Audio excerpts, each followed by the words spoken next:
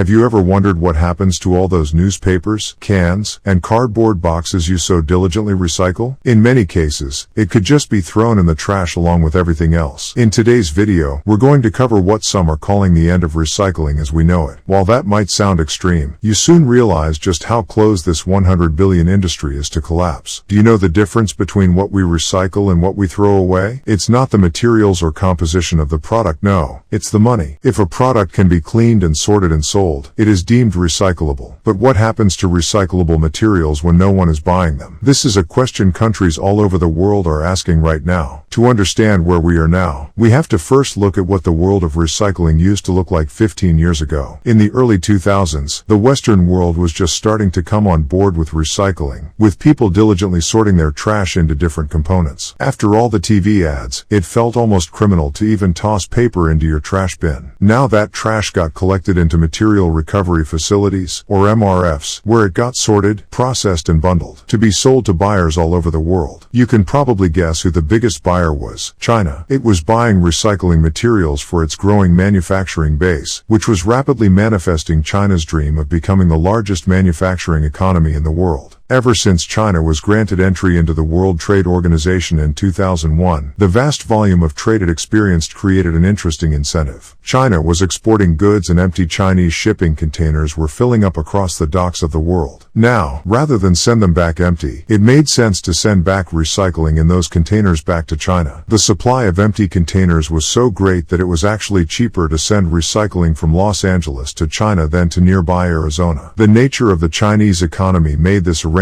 very lucrative. China lacks its own softwood lumber industry, for example, so they rely heavily on importing recycled paper to fill their paper needs. The newspaper you read and recycle today could be sold to China, printed and read by a Chinese person 6 weeks later. Of course, along with paper, China accepted a slew of other recycled materials like plastic and iron, which they could sort for much cheaper due to low labor costs. Thus, with China providing a quick and easy solution for the world's recycling, the West never felt the need to build recycling plants in significant numbers. In the case of plastic, for example, China was accepting 70% of the world's plastic waste. In 2016, just the US alone was sending over 700,000 tons of plastic to China. But that very same year, a Chinese director released a documentary called Plastic China. It depicted the life of a young girl living in a plastic recycling plant, revealing the ugly reality of the Chinese recycling industry. It was received very well overseas and soon made its way illegally onto the Chinese internet. Beijing quickly banned the film, but the damage had already been done. The Communist Party now had to repair its public image, with Xi Jinping pledging to take a stand against these practices. In 2017, they announced to the World Trade Organization that they would be halting the import of waste and 4 different recyclable products, including cotton, waste paper, and plastics. Now, by this time, China had developed a strong middle class that could generate enough internal waste to recycle without needing to buy and sort the waste of the world. The Chinese called it Operation National Sword, essentially a movement to develop better internal recycling plants and to care for their own country first, improving both their environment and public perception. The shock was instantaneous. Almost overnight, the entire plastic and paper recycling industry was brought to a crippling halt. At its height, MRFs could sell baled plastic at $300 a ton, but with Chinese demand gone, the price dropped to less than $40 a ton in just a few months. China introduced strict regulations on what they would import, mostly to do with how clean the recycling was. They would not accept low-grade waste, and there are actually rumors that they will stop all imports by 2024. Overnight, a cleaning industry popped up in places like Thailand and Malaysia, where they would clean the recyclable materials before passing it on to China, and many millionaires have emerged from these countries as a result of this entrepreneurial boom. Unfortunately, it wasn't enough. The Western world just doesn't have the infrastructure to handle its own recycling without the aid of China. Up until now, it was easier to toss yogurt lids, wire hangers and newspapers all in the same bin and to leave the sorting to the Chinese factory workers. Now, the Western world has to come up with new solutions to handle its recycling in the wake of Operation National Sword. Now, this is a huge market and the hundreds of billions of dollars globally. So, in the absence of China, there is a big incentive for other developing developing countries to step in. Just economics, however, will not solve this problem. The easiest answer is that we need to consume less, and countries like Canada are already implementing policies to combat excessive waste by imposing bans on single-use plastics like plastic bags and straws. This has naturally incentivized manufacturers to design better packaging that promotes less waste. Thai and Vietnamese grocery stores, for example, are testing out wrapping goods in banana leaves rather than plastics for a more sustainable approach. Luckily for the West, better recycling technologies are being developed. New recycling plants are popping up in countries like Sweden and the Netherlands that use high-tech optical sorters that are much more efficient than human labor.